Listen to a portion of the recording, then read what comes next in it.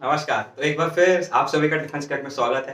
तो चलिए गाइस, आज की वीडियो में कुछ बात करते हैं और वो टॉपिक क्या होने वाला है, वो टॉपिक होने वाला है कि यार एक अगर एनडीए एस्पिरेंट अगर कोई बच्चा है, फॉर एग्जांपल अगर मैं एनडीए एस्पिरेंट हूं, तो वो क्या हैबिट है जो मुझे खड़क वासना तक पहुंचा देगी।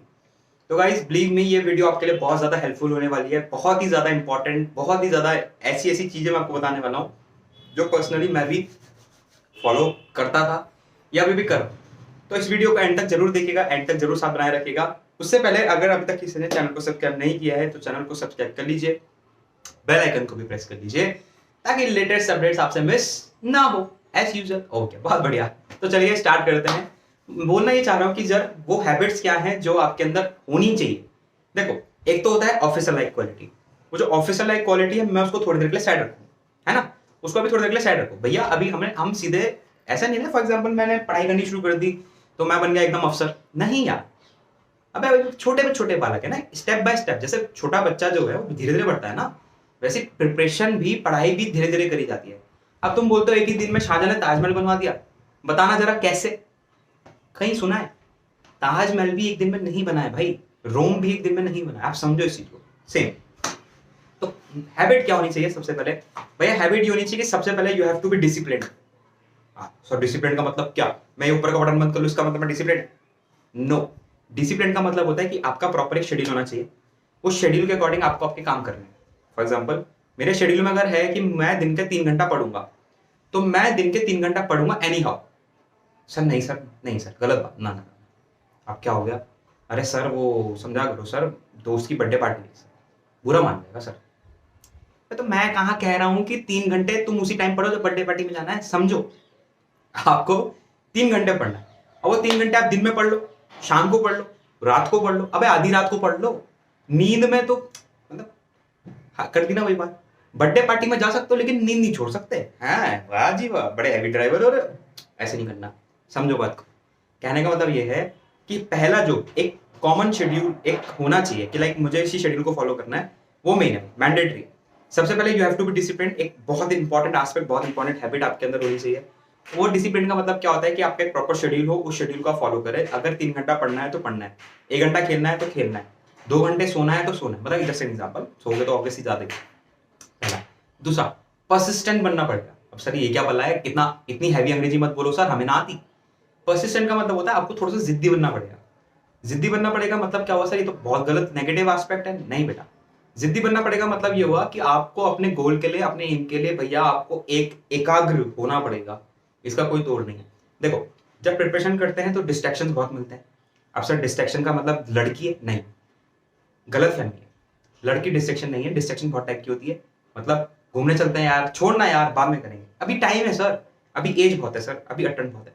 ये सब डिस्ट्रैक्शन होते हैं, इनसे बचो भाई। यार अगर आपका पहला अटेम्प्ट है तो क्यों ना पहले अटेम्प्ट में निकल जाओ। बुढ़ापे तक का सफर क्यों कर रहा है? दिमाग लगाओ ना, बुढ़ापे तक का सफर क्यों करना है? अगर अटेम्प्ट है, कैलिबर है, निकलना चाहते हो, जाना चाहते हो तो जाओ ना यार। किस चीज का वेट कर रहे हो भैया? ये सब चीजें जो हैं ये आपको मिलती रहेंगी। एक बार सेलेक्ट होके आओगे ना भैया, दुनिया पलट जाएगी, मैं बता रहा हूँ। पड़ोसी ऐसे देखते हैं, हाँ भैया, हाँ कहाँ एनडीए, ओ शाबाश। ये देख रहे हो वर्मा जी के लड़के ने एनडीए निकाल दिया, क्या कर रहे हो तुम? ये बात को समझो। तो अगर वो चीज आपने ऑप्ट करी है ना कि हाँ मुझे वहां जाना है, तो उसके लिए मेहनत भी करनी पड़ेगी भाई। सबसे पहले मैंने आपको डिसिप्लिन रहना बताया कि बहुत इंपॉर्टेंट है। परसिस्टेंस रहना बहुत जरूरी है। जिद्दी बनना पड़ेगा आपको, थोड़ा सा स्टबर्न बनना पड़ेगा कि भाई जो मैंने ठाना है मैं करके छोड़ूंगा, चाहे भाई साहब नींद गई भाड़ में, कहीं जाना है नहीं जाऊंगा, मैं पढ़ूंगा। दो है। तीसरी हैबिट देखो, एक होता है, वैसे मैंने शेड्यूल का जिक्र पहले भी कर दिया लेकिन शेड्यूल को मैं हैबिट में डालूंगा। आपको एक प्रॉपर शेड्यूल फॉलो करना ही पड़ेगा। उस प्रॉपर शेड्यूल फॉलो करने के लिए ना आपको प्रॉपर शेड्यूल बनाना पड़ेगा। ये भी एक मैंने बहुत अच्छी हैबिट जो है अपने अंदर भी इंटरप्रेट करी है। मैं चाहूंगा कि मेरे साथी जितने भी ये वीडियो देख रहे हैं या नहीं भी देख रहे हैं, इन केस आप कभी इन फ्यूचर कभी किसी को बताओ तो ये जरूर बताना कि प्रॉपर शेड्यूल होना जरूरी है। सब बोलते हैं, सब बोलते हैं, मैं नहीं बोल रहा हूं। मैं बोल रहा हूं कि प्रॉपर शेड्यूल बनाना जरूरी है। अब सर इसमें जो प्रॉपर शब्द है इसको इतना एम्फेसाइज करके क्यों बोल रहे हो? क्योंकि प्रॉपर की कोई डेफिनेशन नहीं है। सर कैसे? कोई बोलता है मुझे रात को पढ़ना पसंद है, कोई बोलता है मुझे दिन में पढ़ना पसंद है, कोई बोलता है सर मैं अर्ली मॉर्निंग उठ जाऊंगा, कोई बात नहीं, कोई बोलता है सर मैं रात भर उठ जाऊंगा लेकिन दिन में नहीं पढ़ सकता। कोई कुछ बोलता है, कोई कुछ बोलता है, कोई कुछ बोलता है, कोई कुछ बोलता है। अबे कहां जाऊं? इसलिए प्रॉपर शेड्यूल बनाते हो आप खुद। जी हाँ, प्रॉपर शेड्यूल आप बनाते हो खुद। सर वो कैसे? आप सबसे पहले अपनी दिनचर्या नोट करो कि आपकी दिनचर्या क्या है।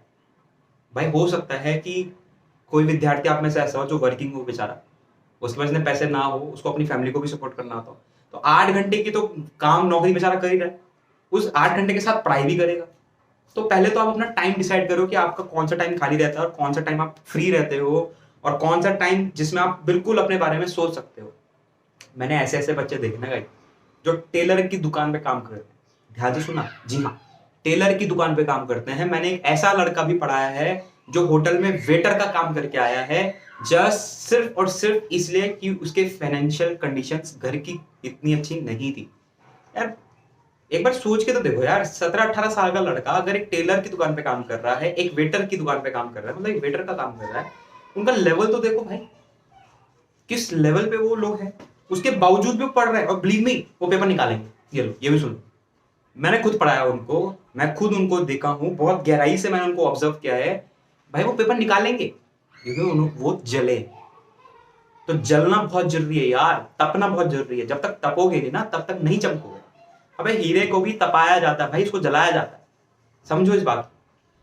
तो हैबिट्स में ये कुछ कॉमन हैबिट है जो आपके अंदर होनी ही चाहिए भाई, होनी चाहिए। OLQ की बात तो मैं कर ही नहीं रहा, OLQ का पार्ट जो है वो SSB वाला, वो तो अलग ही है, छोड़ दो उसे।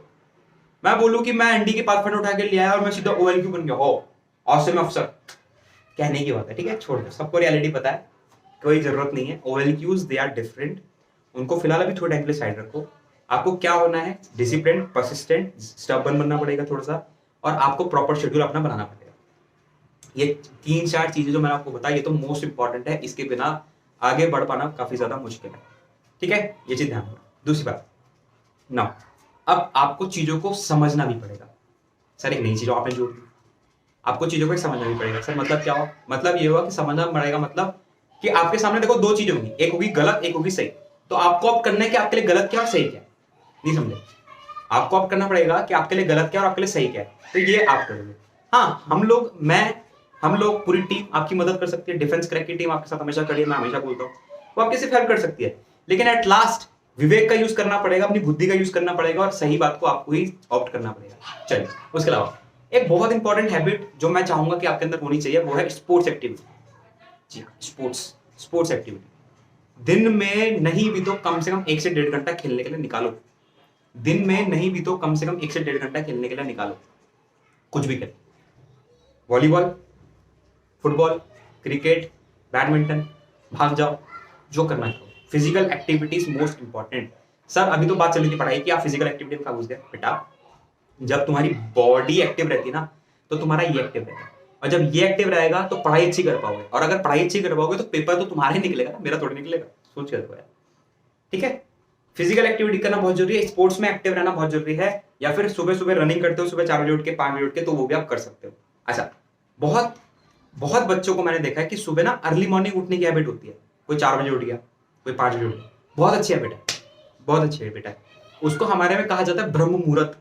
ब्रह्म मुहूर्त में पढ़ाई करी हुई जो होती है ना, वो दिमाग को तेज बनाती है, ये बुद्धि को तेज बनाती है। तो मैं ये नहीं कहूंगा कि सब उठना शुरू कर देना समझो, लेकिन अगर उठ सकते हो ब्रह्म मुहूर्त में सुबह 3-4 बजे के आसपास, तो वेल एंड गुड है, उसका तो कोई निचोड़ ही नहीं है। उस टाइम पढ़ो चुपचाप, ऐसा रहता है मतलब ना जैसे कोई रहता ही नहीं यार, मैं अकेला रहता हूँ, बिलीव मी। पूरा परिवार मस्त करके गहरी नींद में सो रहा है, और हमारा एक जवान है जो एनडीए जाने की तैयारी कर रहा है, वो पढ़ रहा है। बताओ, लेवल देख रहे हो आप लोग, लेवल। तो इस चीज का ध्यान है। तो ठीक है गाइस, तो ये कॉमन हैबिट्स जो मुझे लगा कि आपको बतानी चाहिए, वो सारी की सारी हैबिट्स मैंने आपको बता दी।